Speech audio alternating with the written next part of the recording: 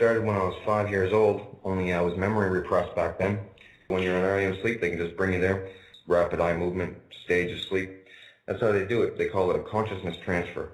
They can transfer your consciousness into a clone at the cloning station if they have a clone of you. You don't have to be born into it. You have to be semi-attractive or have some kind of a skill that they want to use or steal from you. When you don't know what it is, you think that it's your real body. I thought it was my real body, and I thought they were going to kill me. And they do that to a lot of people, give them fear of death. I wake up and I'm standing in the dirt of this arena. Some people are drugged, so they think that it's a dream, or they're in the astral realm, the spirit realm. Depends on who you are, where you're from. That's what they tell you. And you don't wake up, so it's not a dream. This is how the Illuminati NWO works. They meet at the cloning station. When they go to sleep, they use it for their crazy stuff. You name it, they've done it.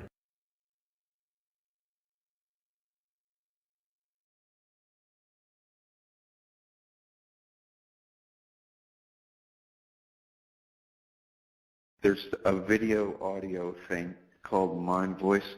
Some people call it artificial telepathy. People think they have to put suction cups all over the head. No. When you're a clone there, they can just put a chip right in your clone's head and read it like that. Most people formulate things in their own voice in their head. Once you train with this, you can sit in front of a speaker that's dedicated to your own mind voice, all right? Now you can think in your own head a sound, anything. Listen. Think in your own head. There was no sound. Nobody heard anything, but you put that in your own head. You can make that sound come out of the friggin' speaker. And then you can twist it and augment it, change it, add to it. Then you can add a drum line in the background. You can do this with the aid of this chip in your head as a clone. And then there's visuals. The visual thing is harder to explain, but the audio thing is just that. You can sit in front of a speaker and play your own thoughts to yourself. They all use me as like the catalyst for like this, they call it the show. They said that I'm like the entertainer there, and it's the most amazing thing how I made a song out of thin air out of nothing. At first, the songs came pretty easy, but then they started to trickle down, so they started to threaten me. So I made more songs, and then they started to torture me, torture clones of me. And they just kept on doing that for years and years and years. After I'd made like the first 20, then they all started coming. Like there's numerous cloning stations, and certain people go to certain ones.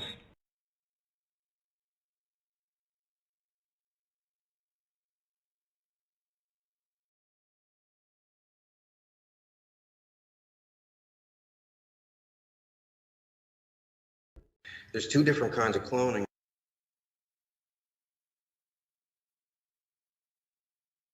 There's replication cloning, where it comes up as a baby,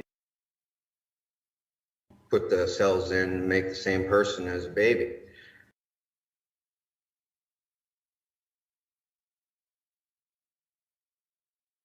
There's duplication cloning as well, where they grow you in a big thick tank, fill it full of water. They agitate the tissue sample a certain amount of times, and it grows a fully formed duplicate of you within 5 months. They said it's mostly maintenance. It doesn't even cost that much. It's just they set it to growing, and then they have to have someone maintain the tank as it's growing. They have to get like new bodies like I heard it was like every year, but I guess it's like every 2 years, and some people last longer. First cell of life would be a clone.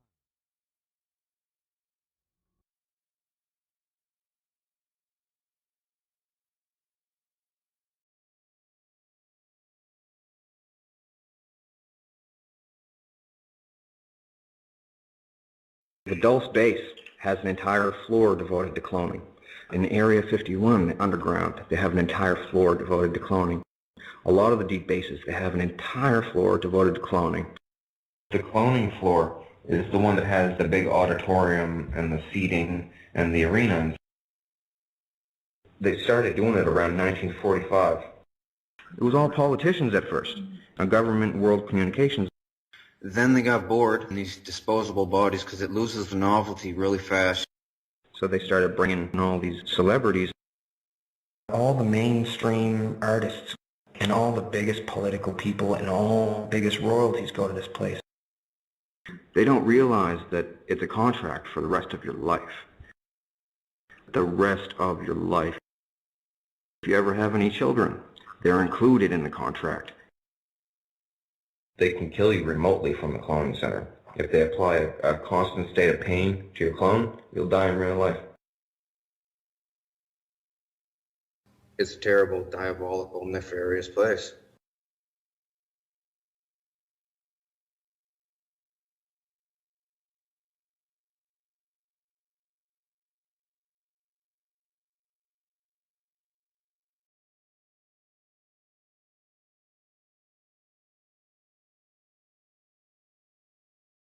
The sex slaves they bring there, they call that Project Muffin. They run them through these things called MK Ultra scenarios. They can put a chip in the clone's head and implant sound, visualizations, better than computer graphics. An example, this guy wants this woman, but he's not as good looking as what she usually goes out with. They'll put this girl, when she sleeps, into different situations where she's in a life or death situation and have this guy save her. They can do this 16 different times. Next time that girl sees that guy in real life, from the visual, she will be automatically predisposed to like this guy. Depends on whatever they program in. They can also do it with fear, so that someone will fear someone the same way that they would be attracted. They get the school pictures from schools all over North America. They call it the catalog. They look at the cutest ones, get the medical stuff from them, clone them, and use them for sex slaves. They make people think that they've been abducted by aliens. They have a set with a fake saucer. It's got a ramp leading up to it. It's small, and on the inside it's all decked out, and they clone people into the place, make them open up their eyes on the table, and they're surrounded by like these alien guys with fake masks on that are all going to like take turns on this person, and they freak out, and then they wake up the next morning, they think they've been abducted, and they have archives of abduction porn.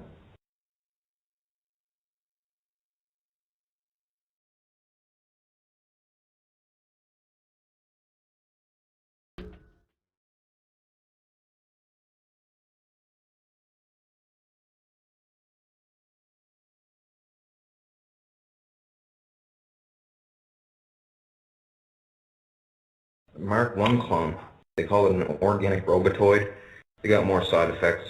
You're more confused when you're a Mark 1. They're REM driven as well. So they don't use them anymore, they just use the Mark 2s. It's called a Mark 2 REM driven clone. They can only put you into one of these clones when you're fully into REM sleep. The Mark 3 is a run around all the time clone. No REM needed. They can have it as a set consciousness, or they can do a duality thing. In real life, you'd have to do absolutely nothing and totally concentrate on walking and talking as this clone. You get a double vision type of thing. You got to close your eyes and concentrate. They don't go so good. And Mark 4 is supposed to be like top of the line. They just call it a double. And it's supposed to be just like a person. But the Mark II ones, they don't last. They have to get new bodies like every 2 years, and some people last longer.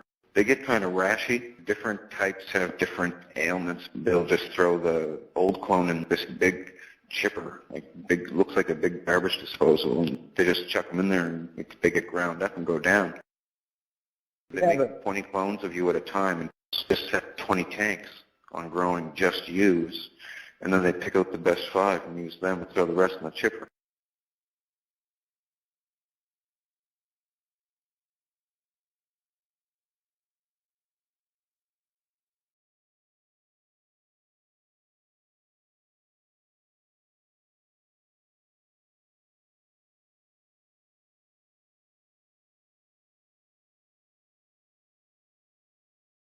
These creatures are called the Vril.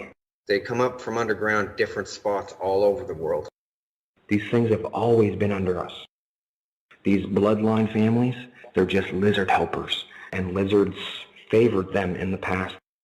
They used to bring them up gold and gems from underground that they mined, and they would trade people gems and gold, and they would give them animals, children, all kinds of things, and just cart them down tunnels and cages. Some of these things, the Brotherhood of the Snake, Dragon Society and stuff, it's all about the lizards. They come up underneath the underground bases.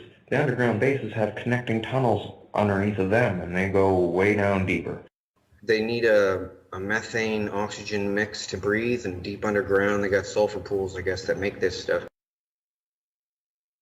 There's 3 types. There's a 1 to 1.5 foot tall one. That's the Vril type 1. The type 1s are covered in red diamond-shaped scales. Vril type 1s are real dumb. Little dragons, those are the Vril type 1. There's a type 2 that is not parasitic, but it's still vicious, nasty, carnivorous. They're all carnivorous. Vril type 2 are a little smarter. And there's a type 3 that's 8 feet tall, has a real long neck, and looks like a gray alien. And Vril type 3 run the previous 2 kinds.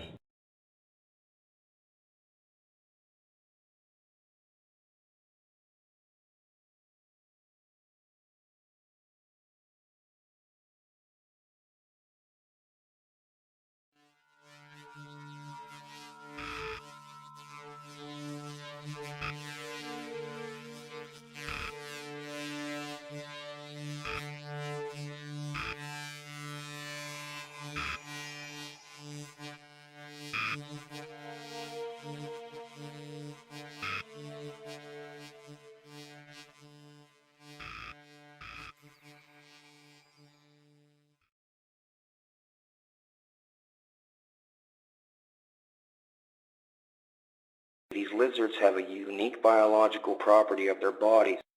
The lizards have what's called a proboscis. It's an ejectable brain and spinal column.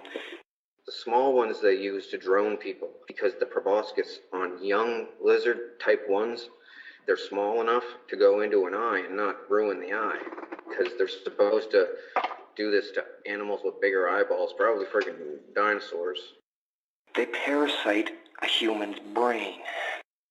This top cap thing on the top of their head comes out. They can do this once in their life. It pulls their spinal column along with it. The human would have to be restrained or unconscious.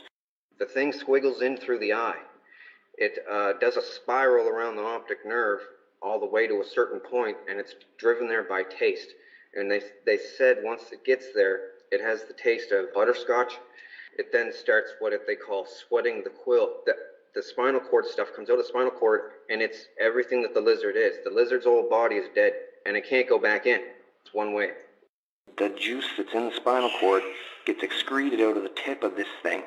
They're parasitic cells. The parasitic cells go into the brain. The old person's consciousness is gone. The body is absolutely, totally dominated, and the lizard is smarter as a human. Over time, it'll develop a rash. It'll lose its hair. And they're actually deficient. They're dumber than the original person.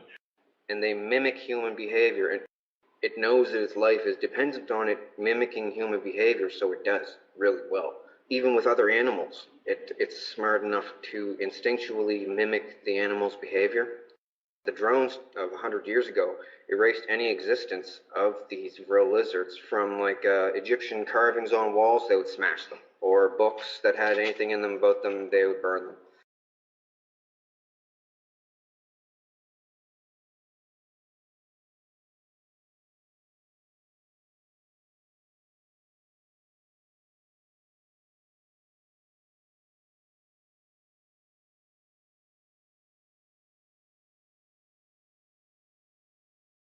Atlantis used to be called Thule, Thule, and they had some pretty good technology. Atlanteans used to use the Vril to drone other nations. Lizards did something to Atlantis. They hinted that the Vril tried to drone all these people. They had a base in Antarctica. They abandoned it. Hitler had heard that there was some kind of magic power in Tibet. So he sent an expedition that cost like billions of dollars in today's money. Met the Tibetan monks, the main ones, and they introduced him to the lizards. They told him there's some kind of base on the South Pole there. They showed him on a map. Hitler got a hold of all the technology, started back engineering it, but he didn't get it fast enough, and the Americans and the Russians took it with Project Paperclip, and they started back engineering saucers. The Roswell crash was a man-made saucer. The Russians and the Americans each got different bits and pieces of technology from Hitler. The Americans got the saucer stuff. They might even got the cloning technology from this Atlantean base.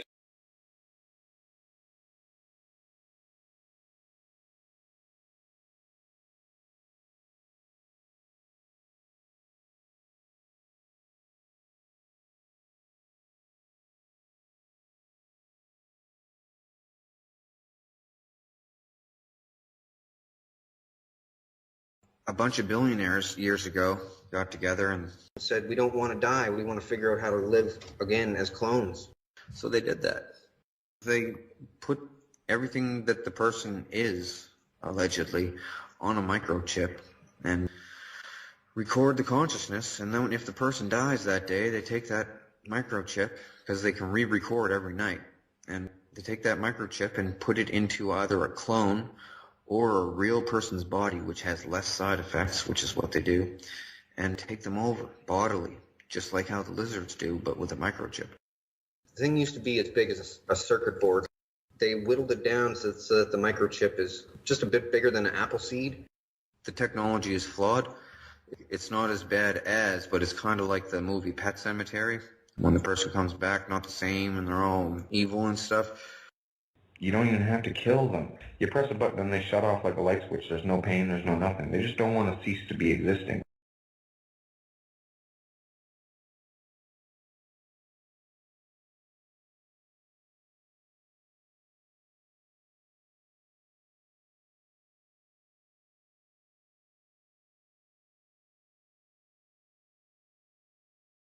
They gave me back my memory at age 30. They call it the awakening. So I was there for 25 years and I couldn't put it together in real life. They manually, with the push of a button, allow you to remember. So I remembered it all. They had to tell me gradually so I didn't have a heart attack. I got all the info when they thought that I was absolutely loyal to them. It was like they were trying to show off by showing me what they could do and what they had and stuff. And they can give you sodium pentothal truth serum into your clone to see if you will talk about them if you're unmemory repressed or unrepressed memory, and you'll be able to remember all the clone stuff. But once you're unrepressed memory, you always remember everything. They can't keep your memory away from you then when they bring you there. Every time they activate you, you will remember it the next day. And it's not like remembering a dream, and it's not like feeling like a dream. It's just normal as normal. They can give you an injection to make you feel fuzzy so it'll feel like a dream, but it's just normal. So they only unrepress people that are real ironclad loyal. It also makes you smarter as a clone when you are unrepressed memory. So they wanted me to be unrepressed memory so I could think up better lyrics for songs. I was planning to turn on them. As soon as they released my memory to me, I was going to be down in the police station, on the internet, something, until they killed me. Because, you know, I can't continue to be going to this place. And I always told them I didn't want to go there.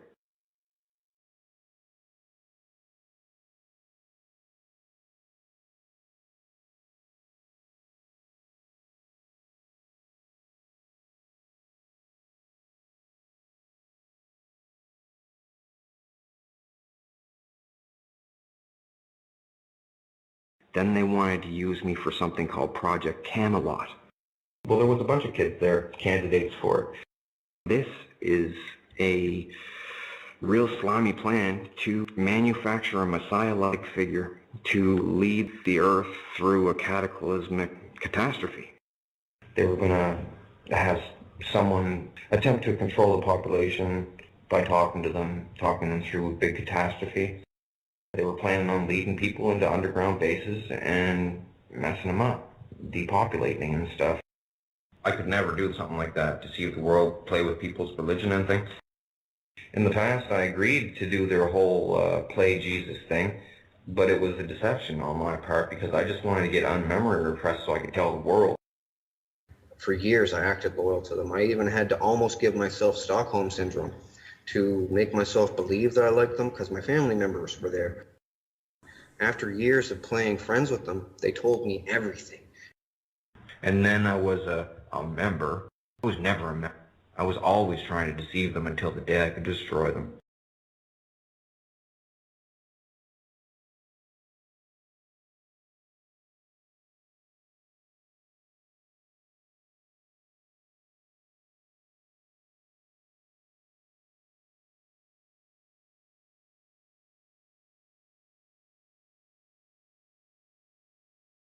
I made more songs than anybody in the history of the earth.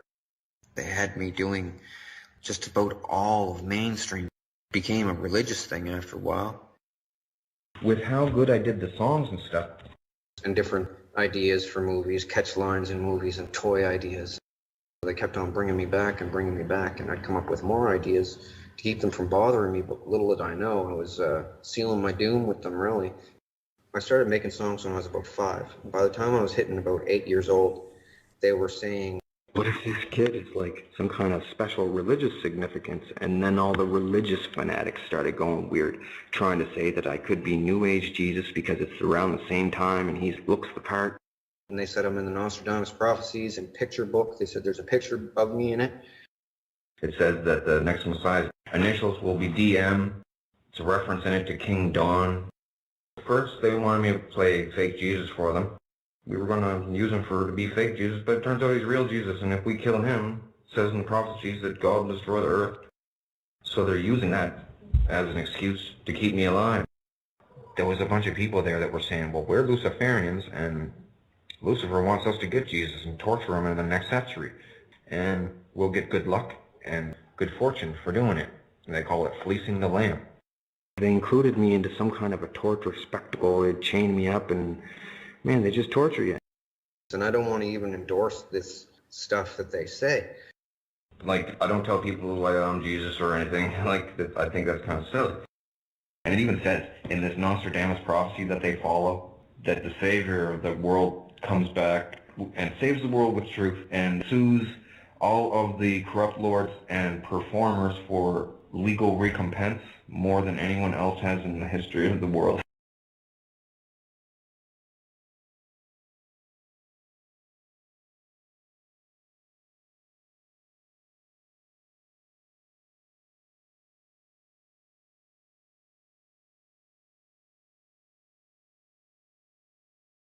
The heads of certain religions, they're kind of united in this thing, and they call themselves the Pharisees. The richest people in the world are the heads of religious sects. They've been getting donations for thousands of years. They've been getting the golden jewels for thousands of years. They're the richest people. Buy people's loyalty and ensure their loyalty with fear of man-made hell, death after death is phones. They made a collage of a bunch of different prophecies, the Nostradamus prophecies, the Quatrains, the Revelations, and the Hopi Indian prophecies, Mayan and Aztec prophecies, and they mixed them all together and tried to make some kind of sense of it. These Pharisees, they make the prophecies happen in any way they can to ensure that religion is still a viable business. They flooded New York using HAARP. They're making rivers go red. They just made that red cow get born, a red heifer cow. They're trying to put it out there in the public now because they don't know what to do, and they know if they take the first step, they might be killed. So they're using me to take the first step. They want it exposed so that the populace will force them to shut it down.